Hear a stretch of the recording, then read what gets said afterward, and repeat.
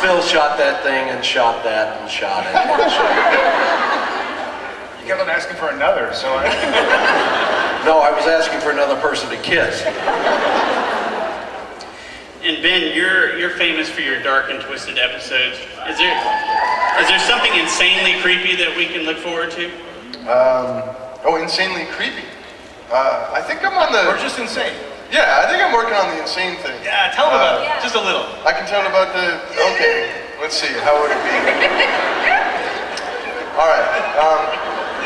I'm working on something. We got one coming along. It's going to have some of the fairy in it. I think that's going to be cool. But that's not creepy. That's just fairy. But I do think that we're going to be walking a very careful tightrope, and I mean this in the most sincerity I can muster. We have to be very careful. Little people will be involved. And so everyone on pins and needles until we get our defamation suit out of the way.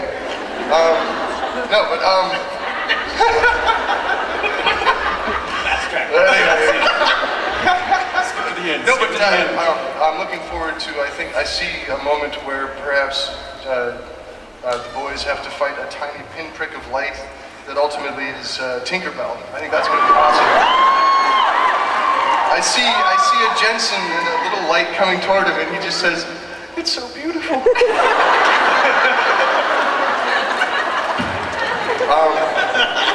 And I think, yeah, you can clap your hands in this story, and believing won't help. Actually, it's just done. So there's rich in absurdity. I promise. Ask for more in a few minutes. And Sarah, women don't seem to hang around very long on Supernatural. Will that change on your watch? And are there any plans for new or old female characters this season? I've been here since episode 1. I'm female. yeah, lots of female. We have a couple of female characters who have survived so far this season. Episode 3. And that's really all you can say for characters of either gender on this show. Yeah, I don't think we've had a character on this show who has lived, period. So,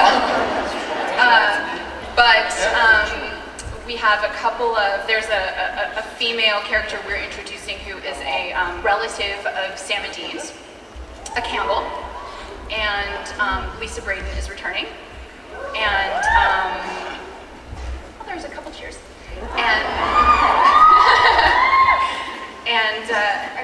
those are the ones that are. But, you know, not to really delineate it by gender, we pretty much, I mean, you're kind of dead meat on Supernatural. It's kind of like, if you're Austin, we bring you back from the dead a few times.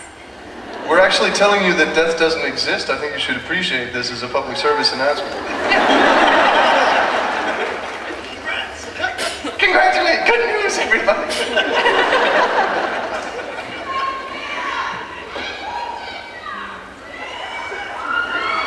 Bring back Jerry Springer show? Just yelling crap out? And for Sarah and Eric, I've heard about the Japanese Supernatural anime project. Can you tell us anything about that? Yeah, it's actually not... Good news, everybody! They're not selling it here! So, I guess Warner Brothers or the powers that be or your congressman and asked, nay, demand the Supernatural animation. All I know is that I can't believe, it's just super, super cool, and that they're making episodes of the show that we don't have to work on, and I think that's the thing that we're most happy about. And it's because it's animated, it gets to have all sorts of crazy... Shit with tentacles. Yeah, I was gonna say, I just want tentacles in it. And stuff that we can't do on live action on the show. That's been the major limitation on Supernatural. Not enough tentacles.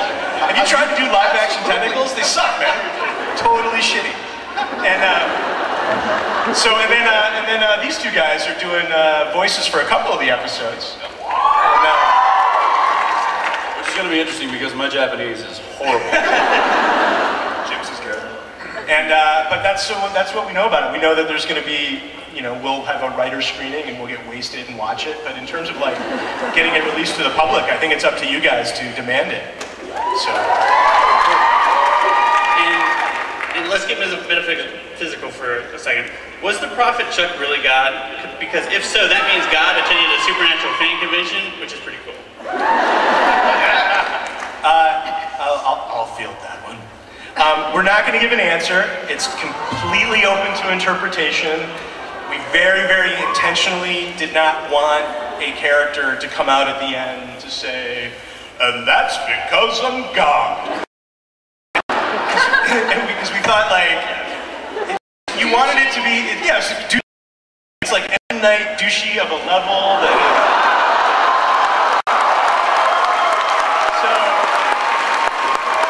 I'll say this though, because There's gonna be people say to me, like, but if Chuck was God, and we're not saying whether he was or not, then that means the writer was God, and isn't that the definition of M. Night douchey? And my response is, I'm like, yeah, but if he is God, this God's banging whores. So that kind of takes the curse off it. Is that why you take the curse off stuff? Or puts the curse on it. That puts the curse on it. But anyway, it's open for people to debate amongst themselves, and we have our own privately held beliefs.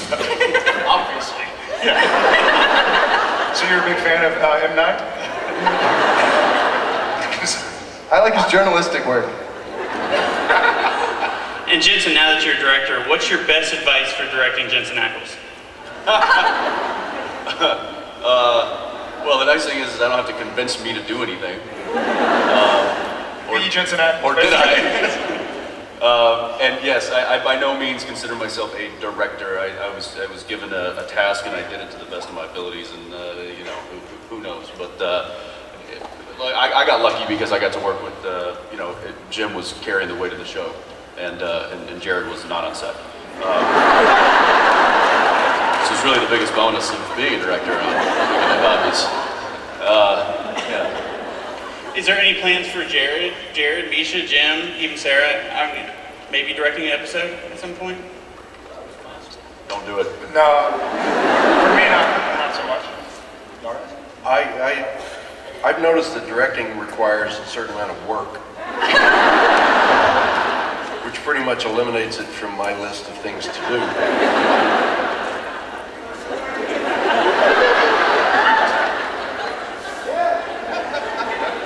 I'm always wearing a hat. I think she has that on top of his skull. I want to say this about Jensen's directing. I wanted to give him a sense of what it was like to be a director on the first day. And I thought about staying in my trailer for 30 minutes, but it just went too far against my sense of ethics. I remember the very first setup, Jensen came in and said, okay, Jim, you're on the phone to whoever, and I think you should walk over here and start over here, come over to the desk, pick up the phone. And I said, I know how to pick up a phone. What are you, Eric von Stroheim now? And Well, the writing boots and the writing crop were probably a day. yeah, it was the megaphone that. But you do look good in a beret. Seriously speaking, I've been doing this for 312 years, and I've worked with a lot of really, really good directors, and I have never felt any more secure or well-guided as an actor than I have by Jensen Ackles.